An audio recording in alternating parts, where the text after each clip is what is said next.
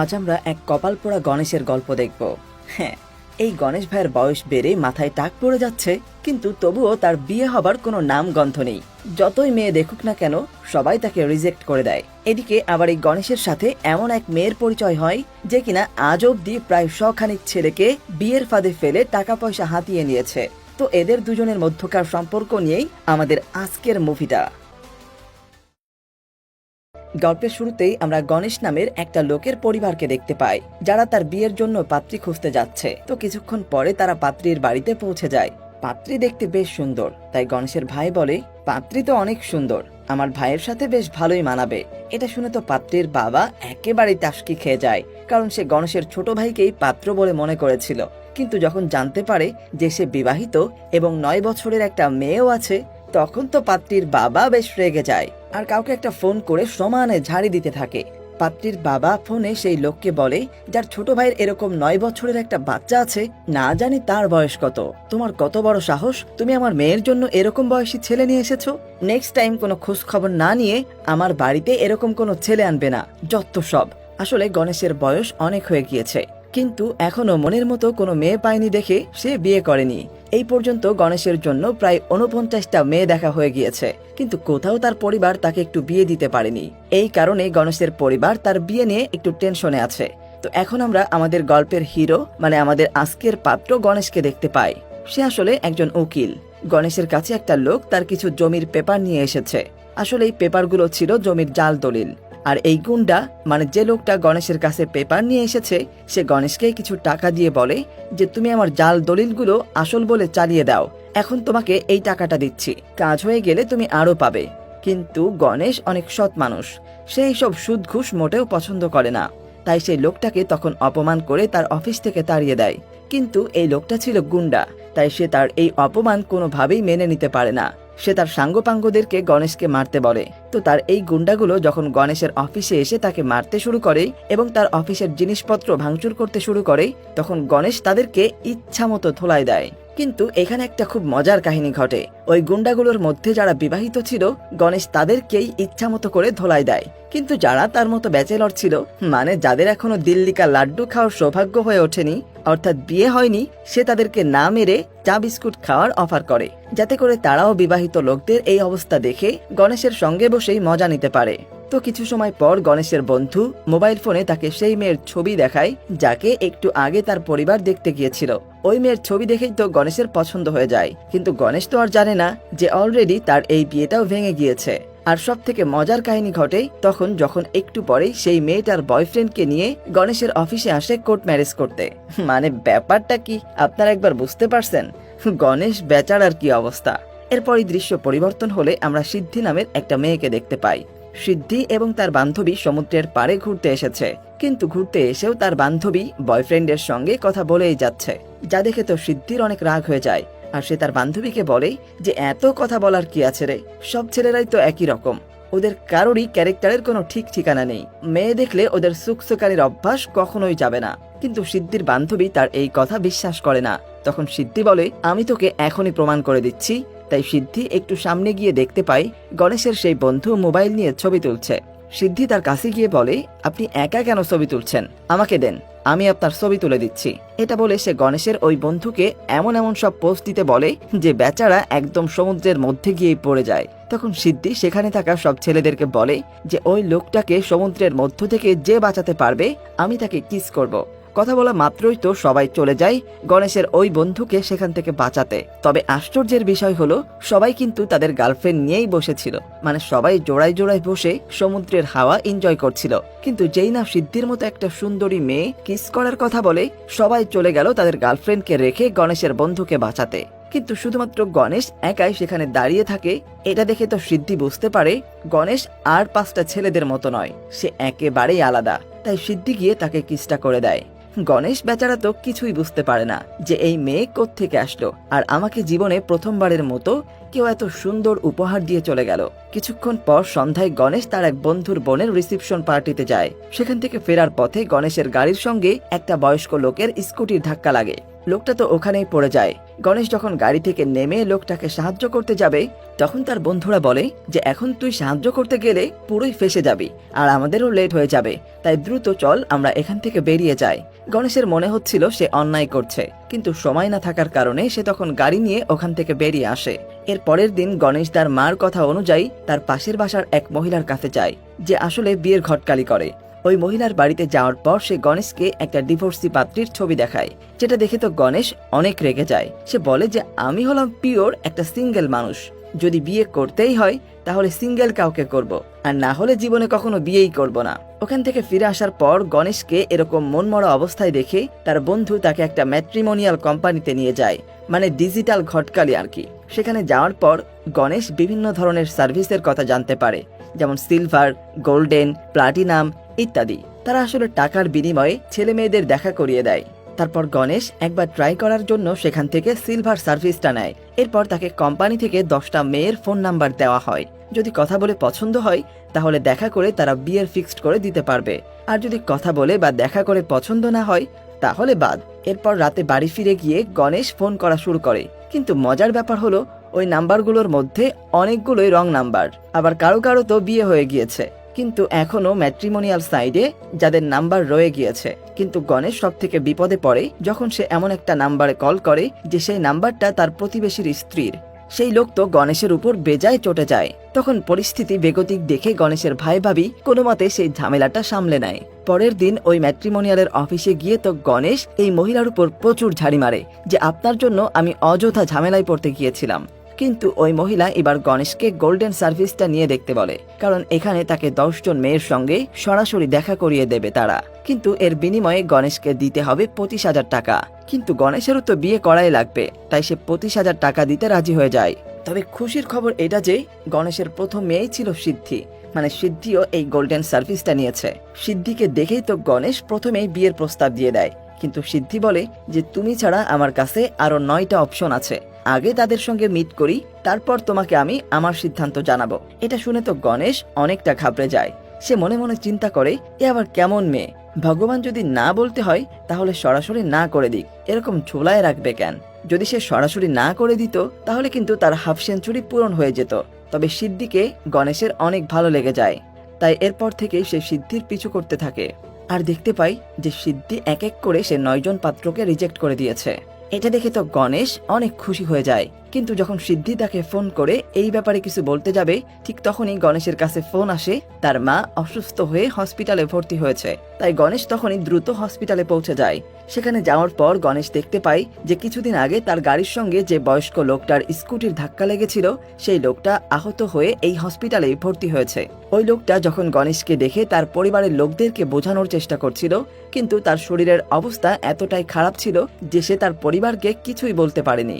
এরপর গণেশের মা তাকে বলে যে দেখো বাবা, আমার মনে হয় আমার হাতে আর বেশি সময় নেই, শুধু মারা যাওয়ার আগে আমি তোর বিয়েটা দেখে যেতে চাই। সে গণেশকে আরো বলে যে যদি আর কোনো মেয়ে না মেলে তাহলে সে ডিভোর্সি মেয়েটাকেই যেন সে বিয়ে করে ফেলে। এটা শুনে তো গণেশের অনেক বেশি খারাপ লাগে যে তার মা তাকে এসব কি বলছে, কিন্তু তার মার শরীরের অবস্থা দেখে সে তাকে কথা দেয় যে ঠিক আছে মা, তুমি চিন্তা করো না, আমি বিয়ে করে নেব। এরপরে আমরা সিদ্ধির আসল রূপটা দেখতে পাই। আসলে সিদ্ধি হলো ওই ম্যাট্রিমোনিয়াল কোম্পানির সব স্টাফদেরই সিনিয়র, আর তারা যেসব সার্ভিস দিচ্ছে মানে গোল্ডেন, প্লাটিনাম আর সিলভার, এগুলো সবই ছিল ভুয়া। তারা আসলে মেয়েদের নামে তাদের স্টাফদের নাম্বারই কাস্টমারদের দিত, আর তাদের স্টাফরাই গোল্ডেন সার্ভিসে ওই সব কাস্টমারদের সঙ্গে দেখা করতে যেত। মানে তাদের বিয়ে দেওয়া মূল উদ্দেশ্য ছিল না, শুধুমাত্র ব্যবসায় প্রফিটই ছিল তাদের মূল উদ্দেশ্য। মানে 10 জন মেয়ে 10টা ছেলের সঙ্গে দেখা করে তাদের প্রত্যেককে রিজেক্ট করে দিত, আর অনায়াসেই তারা 25,000 টাকা ইনকাম করত। বেশ ভালো ব্যবসা, তাই না?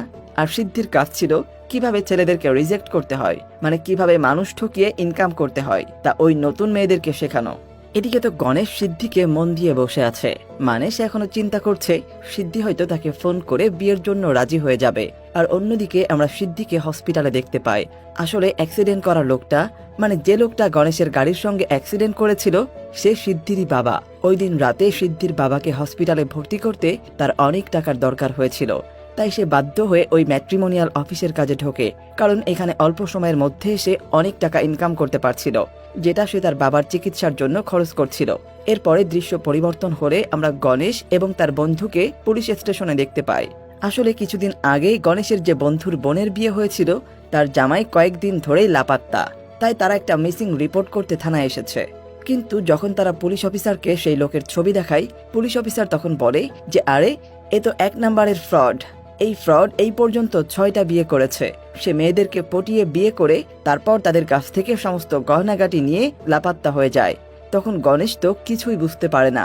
সে পুলিশ অফিসারকে বলে যে এই ছেলের খোঁজ তো আমরা ওই ম্যাট্রিমোনিয়াল অফিস থেকে পেয়েছিলাম, তারা তো এই ছেলের সম্বন্ধে খুব ভালো রিপোর্ট দিয়েছিল, সেজন্যই আমরা আমাদের বোনকে এখানে বিয়ে দিয়েছিলাম। গণেশের কথা শুনে পুলিশ অফিসার বুঝতে পারে যে তাহলে নিশ্চয়ই ওই ম্যাট্রিমোনিয়াল অফিসে কোনো ঘাপলা রয়েছে। এরপর গণেশ সেই লোকটাকে মানে ফ্রড লোকটাকে একটা শপিং মলে দেখতে পায়।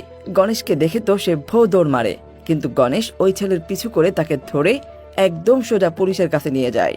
ঠিক তখনই গণেশের মা তাকে ফোন করে আর বলে যে দেখো বাবা, ফোনে আমাকে পণ্ডিতজি বলেছেন যদি 25 দিনের মধ্যে তোমার বিয়ে দিতে না পারি তাহলে তুমি আজীবন কুমার থেকে যাবে, আর তাই তাড়াতাড়ি এত কিছু চিন্তা ভাবনা না করে ওই ডিভোর্সি মেয়েটার সঙ্গে বিয়েটা করে নাও।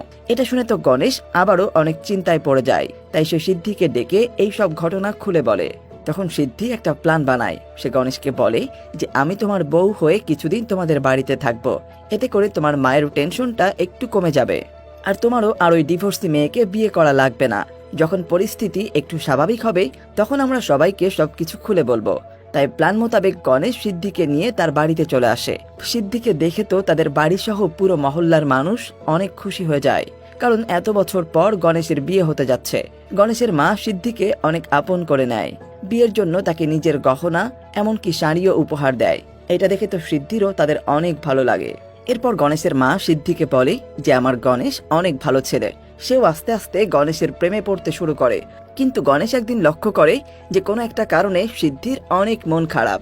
গণেশ তখন জিজ্ঞাসা করে যে কি হয়েছে তোমার। সিদ্ধি তখন তাকে তার বাবার একটা ভিডিও দেখায়, যেখানে তার বাবা হসপিটালে বসে মৃত্যুর সঙ্গে পাঞ্জা লড়ছে। বাবার চিকিৎসার জন্য আমার অনেক টাকার প্রয়োজন, এই জন্যই আমি এত টেনশন করছি। এদিকে গণেশ যখন তার কাছ থেকে ফোন নিয়ে তার বাবার ছবিটা দেখতে পায়, সে তো পুরোপুরি হয়রান হয়ে যায়, কারণ এই হলো সেই ব্যক্তি যে গণেশের গাড়ির সঙ্গে অ্যাক্সিডেন্ট করেছিল। কিন্তু সে যখন ওনাকে দেখেছিল তখন তার এতটা চোট লাগার কথা না, নিশ্চয়ই পরে কোনো গাড়ি এসে তার উপর দিয়ে চলে গিয়েছে, যার কারণে সে এতটা অসুস্থ হয়ে পড়েছে।